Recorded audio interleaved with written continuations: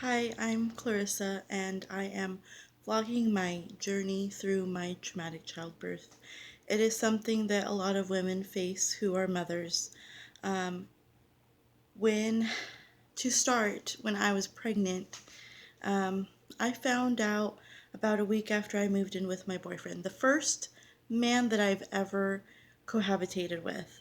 And I was extremely excited. I found out a week after I moved in that I was pregnant. I felt really off, really nauseous easily, and I took three dollar store pregnancy tests and they all came back positive. Took one immediately, took one um, the morning after, so it's like the first P, and then the third one was just to like triple check, and they were all correct. And then I took another pregnancy test at a clinic, and it came out positive. So then begins my journey.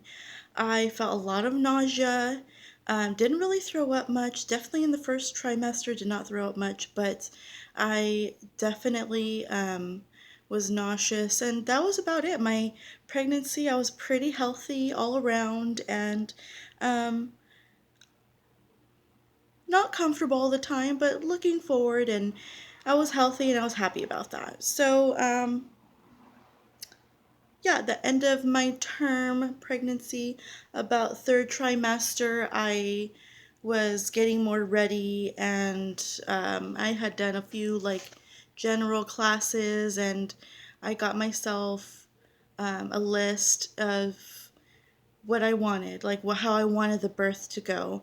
I had a plan all set up where I talked about what I was okay with, what I wasn't okay with, epidural, yes or no, any kind of medications, obviously, like the really hardcore stuff too, like blood transfusions if needed and stuff like that. But I definitely was planning for a natural pregnancy.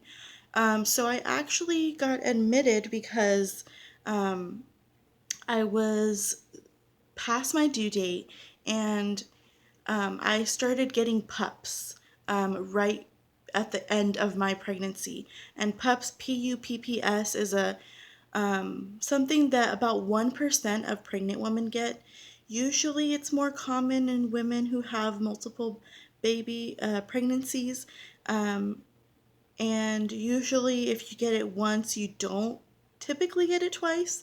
Anyways, I was that lucky 1%, but that was it. I was getting a rash around my abdomen, and then because it was getting worse and I read the label of what symptoms would be questionable and make you want to talk to your doctor, see a doctor and stuff like that, I went in. I had thought that earlier that evening, that maybe my water broke because I felt extra leaky. And so I went into the hospital, of course, backpacked and everything, but I went into the hospital where I was supposed to get admitted to give labor because I was so that far ahead. And it turns out that my water did break, and so I ended up getting admitted to the hospital. That night, I was planning on coming back home. I thought I was just going to be sent back home to wait it out. And so I hadn't eaten dinner. I didn't really eat much for lunch. I hadn't eaten dinner, and I was already getting kind of tired, and I needed definitely something to eat, but it was too late for that at that point.